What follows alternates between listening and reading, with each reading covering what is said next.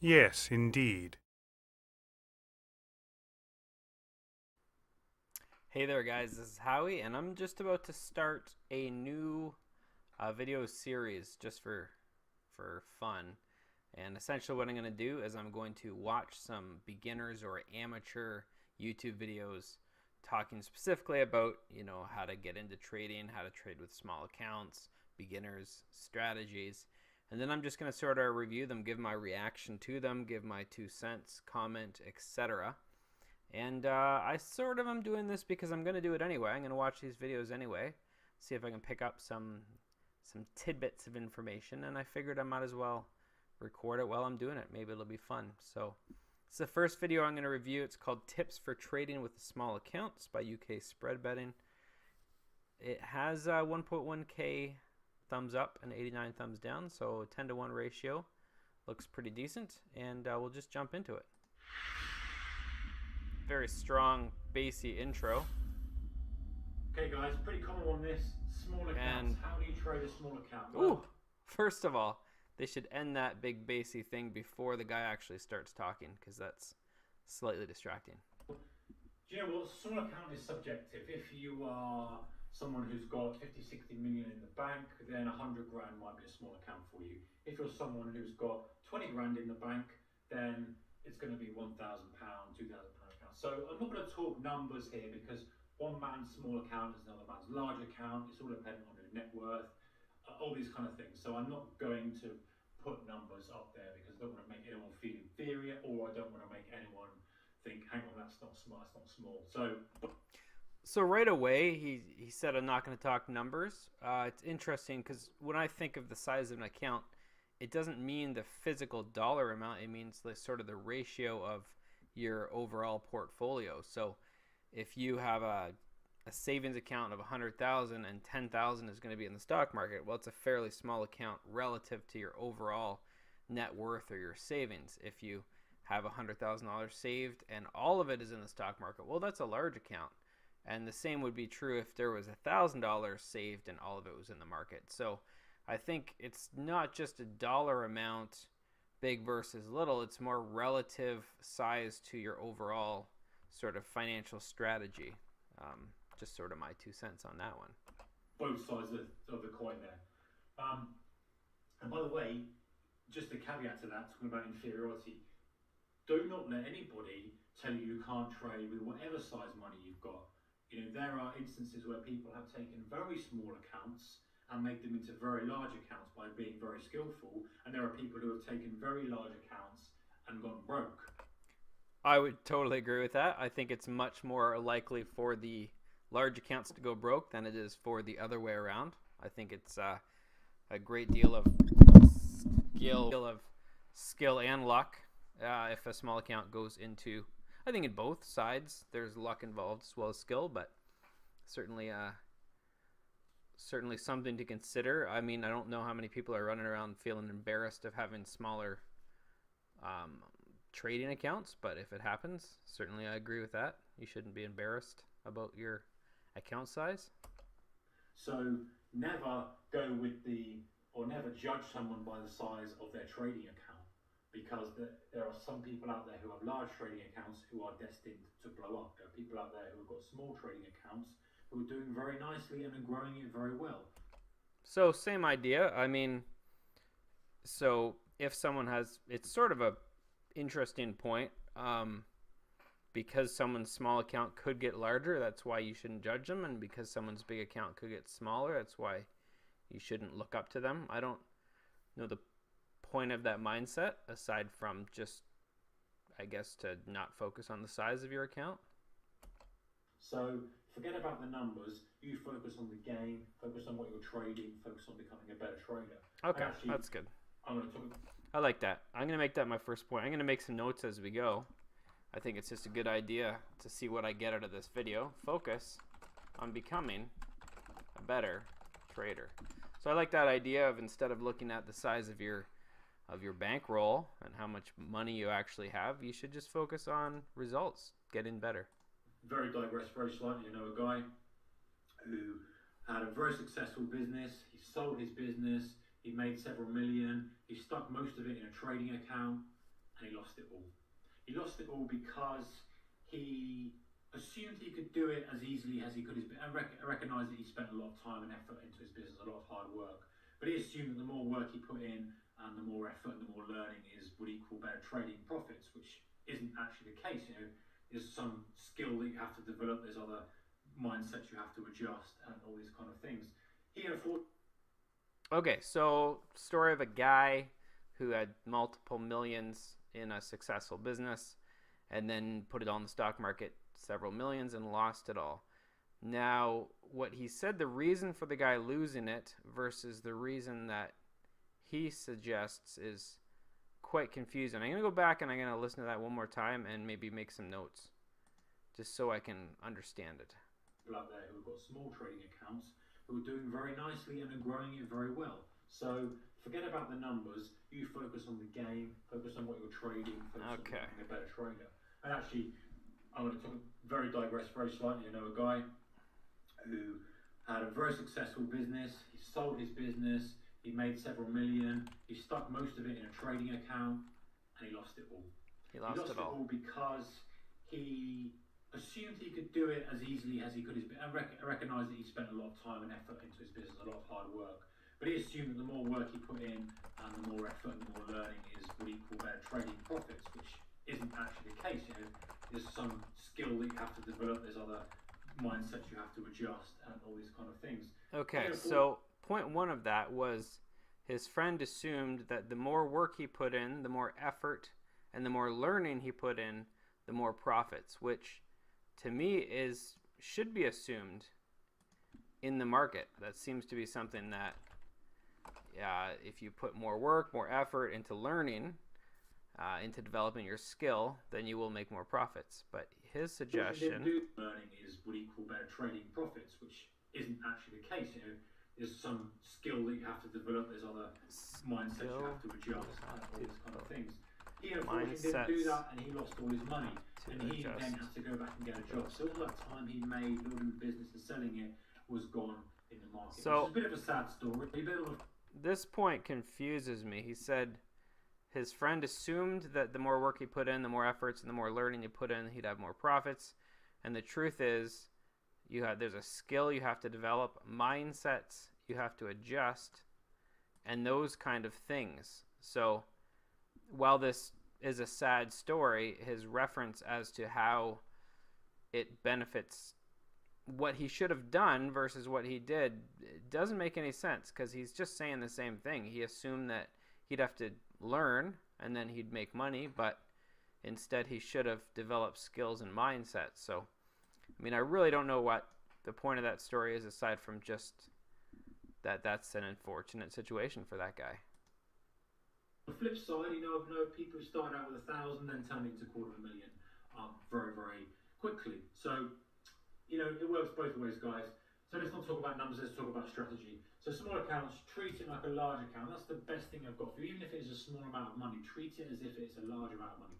Because if you're doing it properly, that is how you're going to make money over time. Now, the one thing that people say to you is, hey, interesting what? Concept. You should only risk 1%. You should only risk 2% of your trade. And you know what? That makes perfect sense if you're looking to grow quick. If you're looking to grow slowly, it makes perfect sense if you're starting out in the game to risk a very small amount to generate your strategies, your risk management, to find out the type of trader you are, to find out the type of markets you want to trade, to find out all those things that you need to do as a beginner. For the first few years, it makes perfect sense to do that. Once you've proven to yourself that you can trade and that you're making money, 1 or 2% isn't going to cut it. I'm going to be honest with you. It's not. So just on that same point, I would actually suggest that people use 0% to learn all those things he talked about. I don't think you have to actually even have a real money account. I think it would make more sense, especially if you have a small account to begin with, to spend a year or two trading for free, basically play trading on some of these places that let you do that. I just think the idea of doing a bunch of trades for several years on a small account where the fees are going to be very high relative to your overall account could be pretty bad. So again, just to push back against his idea, I think the idea of, setting up a free account and trading there would be a much better idea than like taking a few years to only trade 1 or 2% of your account, or 1 or 2% max profit or loss. Not worth the risk. If you're making 1 or 2% per trade, you're not going to be making money on every trade. Maybe you're making money 6 out of 10 times, 7 out of 10 times if you're really good. The net of that means you're not going to be growing that much. And on a small account, anything, again, I don't really talk about numbers, but you can probably work it out in your own head. You can work out the percentage gain you're going to get from your size account if you're doing that consistency. And that's just assuming you were consistent enough to make 70% of your trades work, and you're making 1% on each trade, doing it every month. It doesn't make to be a lot of money considering the amount of risk you're taking. Considering the amount of risk you're taking, I don't understand that. It would be less risk if you're only trying to make 1 or 2%, because my assumption would be you'd put a stop loss really tight. You're only trying to make 1 or 2%, you're probably only going to risk 0.5% or so. Yeah. At some point, and by the way, just to clarify here, this is not advice, this is just purely me talking and giving an account of how I've done it and how I know other people have done it. At some point, you are going to have to take some bigger risk. If you want to grow that small account into a big account, if you want to turn that whatever number into a number that's many multiples, that you're going to have to delve some risk. Now that does not mean suddenly taking 10% risk on each trade. Now that's one way of doing it, but of course 10 trades you're going to wipe out. If you're getting 7 out of 10 right, it only takes a couple of normal months really, and you'll struggle, and you're going to be halving your account down to a quarter. That's actually a very good point that a lot of people don't factor in, is even if you are a successful trader and you win, let's say 6 out of 10 trades, just based on pure mathematics, like for instance, if you look at roulette with a red and a black or an even or an odd, the odds of over, say, 1,000 trades or 1,000 spins of a roulette wheel, the odds of you getting 6, 7, 8, 9, 10 consecutive one color, one number, or in the case of trading, losing trades is very high. And that's why the system of like doubling your bet every time in roulette doesn't work, because eventually you're going to run into that string where you have 6, 7, 8, 9 consecutive times where you don't hit your bet, and then you're going to just lose it all. So I think that's a great concept to have in your mind if you're doing a large percentage of your trades with each trade, large percentage of your bankroll with each trade, that you have to be careful, because your risk of ruin, you can Google risk of ruin if you don't know what that means, is very significant with a small account.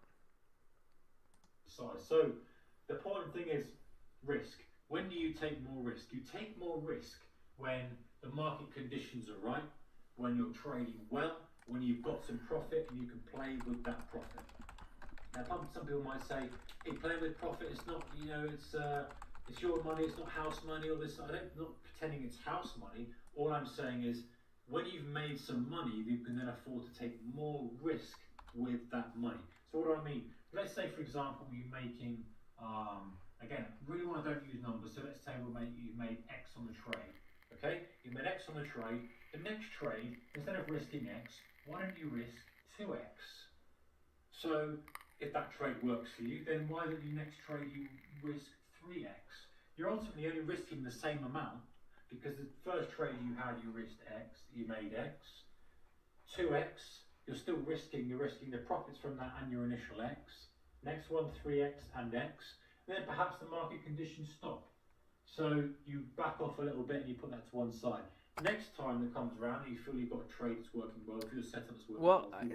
I systematically have a problem with this system, unless there's an absolute limit to how many times you do this, because just, again, speaking mathematically, your odds of 3 consecutive winning trades are fairly low, even if you're hitting 60%. So if you flip a coin twice to get heads both times, you're looking at a 4-to-1. It's 2-to-1 for once, and then it goes 8-to-1, 16-to-1, 32-to-1, and so on. So if you do this 5 times, you inevitably will lose. Like, it's just, I just struggle with this a great deal. Like, it's 0.6, so you have a 36% chance of getting two in a row right, and then times 0.6. So you basically, if you want to hit 3 winners in a row and you have a 60% average success rate, it drops to 21.6%. And again, if you do just one more, you're looking at just over less than 13% of the chance. So if you have a 60% average success or win 6 out of 10 trades and you tried to go 4 in a row, you're looking at a just under 13% chance. So that means that there's like an 87% chance that you're going to go bust if you tried to go 4 in a row. So this is a super duper risky concept from my perspective. 2x or whatever. So the point is leverage on your gains when the time is right. Push the pedal down, take the risk, because that is the only way to jump from a small account to a large account. You can't plod along grinding, making 1%, 1%, 1%. You can, but it's not enough, is it? It's not enough to make it feasible for you, even if you've got a medium account. You know, you've got to have a large account for that to make sense. So let me just talk about this first point of treat it like a large account. So he is suggesting that if you had a $100 million account, that this is how your strategy should be. Because his very first point, he said, if I don't say anything else, it's going to be this: treat your account like a large account. And then he goes on to sort of be like double and triple and quadruple your risk level or your returns if you're having some success. And I could not imagine that would be the suggestion for someone who has a multi-million dollar account. It seems very challenging. So again, I just don't understand this treat it like a large account point at the beginning. Otherwise, you're putting all that effort in, all that energy in. Unless, of course, the caveat to that is that later on, once you've proven yourself, you're going to stick in a larger sum of money to make it more worthwhile. If that's not the case, which is not the case for most people, they've got a small account and that's it. Once you've proven to yourself, at some point, you'll then know. You're going to know when your best trading opportunities are, all the kind of things that you've learned through that several year period. And then you're going to say, you know, at some point, you might say, you know what, this is the trade that I risk 10x on. This is the trade that I do risk 10% of my account on. And people are going to go, they're going to go scream when they watch this. You can't risk 10% of your account. Listen, you can do what you want in trading. If you want to risk 10% of the account, you risk 10% of the account. But you make sure that that is a time when you think you are right. You think that everything you've learned, and not just gut, experience, this is the right conditions for me. This is the right setup. I've been waiting for this. I feel good. I'm in tune with it. I've got some profit. I'm prepared to risk all the profit I've made from the last year or the last 6 months to give me that big boost in the next basket of trades that's going to put me to the next level. If I'm wrong, I'm wrong. I'm back to where I was. It doesn't really matter. I haven't made that much money really. It's not that meaningful, that amount, because it was a small account. Well, this is aggressive. I mean, it's not a terrible idea. It's a mental destruction. Like, you've heard stories of people winning trades for 6 months and then just blowing it all up in a single trade, and it's quite emotionally and physiologically challenging to get over something like this. But if you have a super duper thick skin, you can certainly attempt this. You know, it's literally, if the money means nothing to you and you could care less if, you know, you break even for an entire 6 months or year, as he's suggesting, then sure. But if I'm right and I 5 times that, all of a sudden I'm 50 times where I was there. Now we're talking. Now we've got a big boost. We've taken a small account and we've really started to give it a boost. We then plod along again, we cruise, then when we spot the right opportunity, we smash it again with big risk. And yes, from time to time that's going to catch you out, and you're going to get caught out on that, and it's going to be back to where you were. But if you're in tune with the market, if you're in tune with who you are as a trader, if you've got the right strategy, every now and then you get this, you can find you make quite a few leaps. And if you're really aggressive, you start multiplying that number, and before you know it, your account has an extra couple of zeros on the end of it, and then you can go back to taking less risk, or go shoot for the moon. Or you can go back to taking less risk and say, hey, you know what, this is now a decent sized account, I can trade as I was, not so risky, not so speculative, and still make a decent money out of it. So that's kind of... So this feels a lot, I'm going to try and look it up, see if I can find what I'm thinking of, because this feels a lot like a roulette strategy I remember looking at, where essentially you double your bet every time you win, sort of like a martingale roulette system. So just very quickly, I want to have a look at this to see how many similarities.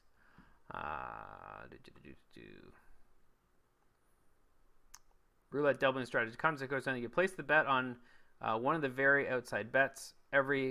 After every time you lose, you double your bet and you keep doing it until you win. The first win will recover the previous losses. So it's sort of the backwards version of that, but again, the math will always get you, even if you're a favorite, even if you're a winning trader. I mean, I would say with a strategy like this, if you're trying to go to 10x and 50x, you have a very, very high risk of ruin, like a very high chance that you will have zero in your account within a year. Well, I mean, this should be called tips for aggressively trading a small account with the intention of growing it 100 times within a couple of years, and with absolutely no fear of losing the money, because it's money that you could give two craps about. That would be an effective strategy for that system, but this is, I don't know, for people who even though the account's small, they care about and it means something to them. I feel like this thing he's talking about is incredibly aggressive. But anyway, let's continue. My way of trading a small account. Again, no advice here at all. Disclaimers, read it please, because this is seriously risky, but it's the only way that you're really going to get into a large account. But by pure maths, you're not going to be able to do it just by doing your 1%, because in the real world, okay, it sounds great if you're getting that every time you do it, but you're going to have times where you lose money. You have a drawdown, and then you start back to where you were, you plod back up again, you have a little bit of a drawdown, and you just haven't got the time with that small amount to make it into a large account. If it's just because you want to make a little bit of money, that's fine, but if you want to grow into a large account, at some point, okay, you're going to have to take the risk. He did say there that if you want to just make a little bit of money, that's fine. So essentially, don't do this if you want to just make a little bit of money. This is for people who want to be hyper aggressive. And I guess in theory, this system could work. I mean, you could say, okay, I'm going to go into this system. I'm going to realize that 90% of the time I'm going to have nothing within a year. And there's 10% chance that I might have 8 times my money, or 10 times, or 15 times my money. But that's if that's a risk you're willing to take, I mean, this is certainly a plausible strategy for it. And that's the end of it. So, I mean, I think I'll bring up my notes, not too many. Focus on becoming a better trader. Yeah, that's good stuff. This thing about his friend who lost all his money, it just didn't really make sense, and there wasn't really any connection between this story and any sort of advice. So that's somewhat useless. Treat it as if it were a large account. This first thing he had on there just makes zero sense to me in any relation to what he actually talked about, because if you were to treat a large account in the way that he's suggesting you trade with it, to double and triple and quadruple and go up to 10 times the percent, like your account, like things like that, I mean, that is very, very risky stuff. So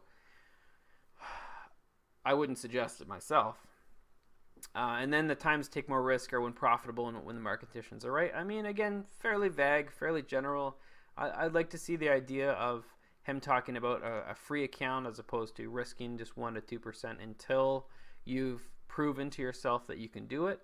Because the problem with that is, again, the fees associated with trading. If you only have a $1,000 account, if you only have a $10,000 or a $50,000 account even, the fees associated with trading are going to be so high that when you're trading to make 1 or 2%,